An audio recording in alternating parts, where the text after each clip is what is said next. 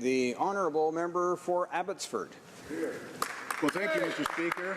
I appreciate the opportunity to add my voice to those who have expressed serious concerns about this legislation. The Bill C-14 would, for the first time ever in Canada, establish a national right to die and the right to seek assistance in the act of committing suicide. And I acknowledge that the issue of assisted suicide is highly complex and, of course, deeply sensitive. And like it or not, the issue has been dropped into our lap by the Supreme Court of Canada, and each one of us has been elected to wrestle with this very tough issue. I hope that, at the very least, we will have the courage to reject solutions that on their face may, by some, be characterized as progress, but in reality degrade rather than elevate the intrinsic value of each and every human life. Now, I do believe that every human life is God-given and is deserving of dignity, value, and protection.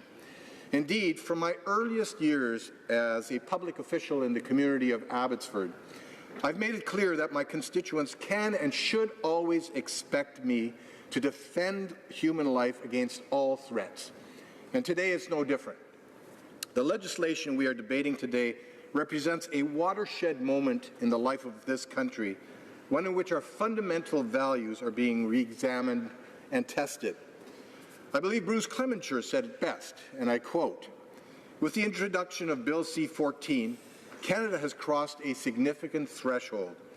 The decriminalization of euthanasia and assisted suicide constitutes a fundamental shift in how we as a society value and understand life and the duty of care we owe one another. Never before have we as a nation said that intentional killing is an appropriate response to suffering, or that we should take the life of the one who suffers rather than finding ways to alleviate their suffering." End quote. Mr. Speaker, let me begin by commenting on the role which the Supreme Court should or should not play in articulating a right to die. As a lawyer and a lawmaker, I have the greatest of respect for the rule of law, for the courts which sustain it, and for the individuals that occupy the bench.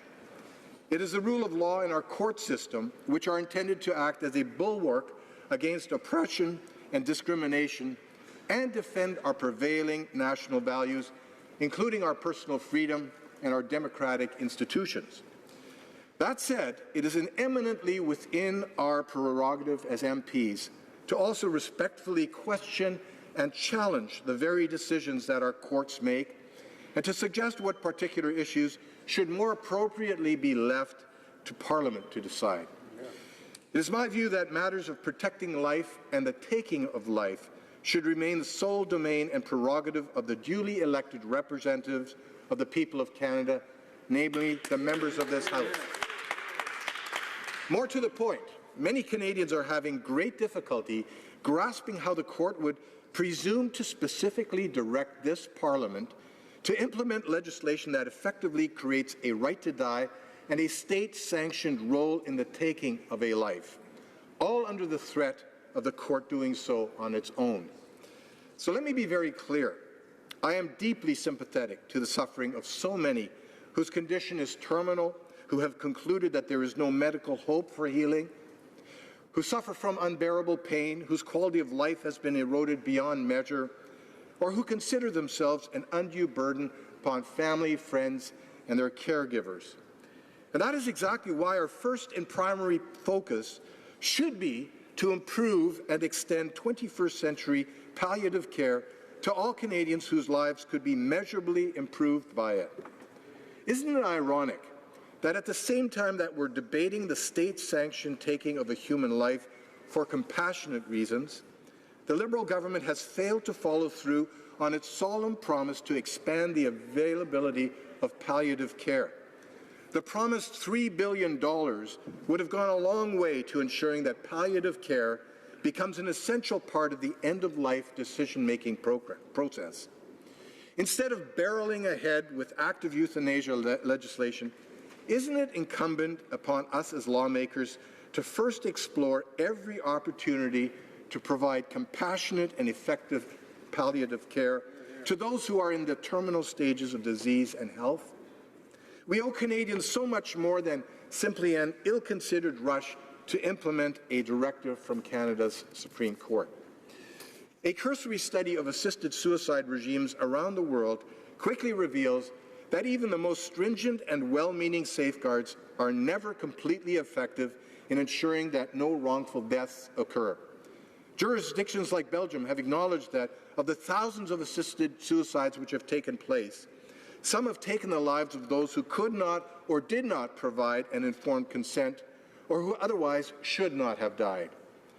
Mr. Speaker, in this country, here in Canada, we abolished capital punishment exactly because we could not guarantee that an innocent life would not be taken. Yet today, we are being asked to take the morbidly contradictory position of saying that, notwithstanding that some vulnerable or unwilling individuals will lose their lives, we are prepared to take that very risk. The hypocrisy is astounding. I also note that Bill C-14 fails to properly address the right of physicians, nursing professionals, and healthcare institutions to refuse to participate in the taking of a human life. Leaving it to the provinces, territories, and professional associations to regulate is not the answer, and will simply result in a patchwork of directives that ultimately compromise the ability of doctors and nurses to refuse any direct or indirect participation in assisted suicide.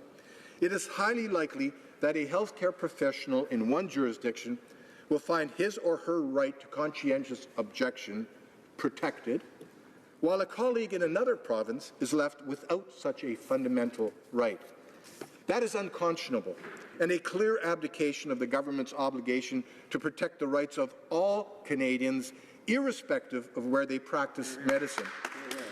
Mr. Speaker, the right of medical professionals to refuse direct or indirect participation in assisted suicide should never, ever be subject to negotiation or compromise. On that measure alone, Bill C-14 fails the test. Now, many Canadians have expressed a legitimate fear that Bill C-14 will become the precursor to much more radical right-to-die policies. And you know, Mr. Speaker, they are right. I have no doubt that the legislation before us, if passed, will very quickly become the thin edge of the wedge to secure future liberalization of assisted suicide to include children, the mentally and physically disabled, the chronically ill, the elderly, and those no longer considered to be productive contributors to Canada. Is that really the Canada we were elected to build? Mr. Speaker, this debate exposes an astonishing irony. Today we're experiencing, to our national shame, an unprecedented epidemic of suicides of our youth on First Nations reserves. And in response, the federal government is undertaking extraordinary efforts to prevent such suicides from happening in the future. Yet at the same time, here we are in this House debating an assisted suicide bill which the Special Parliamentary Committee recommended should in the future include extending the right to die to vulnerable children, the very group we are working so hard to save in First Nations communities. Colleagues, what are we thinking? Hear, hear.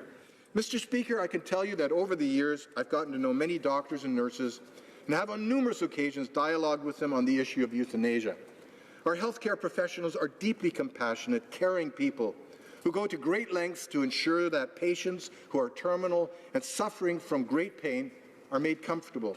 They exercise a high level of discretion when they administer medications that alleviate pain, even where such medications may on occasion hasten the patient's death.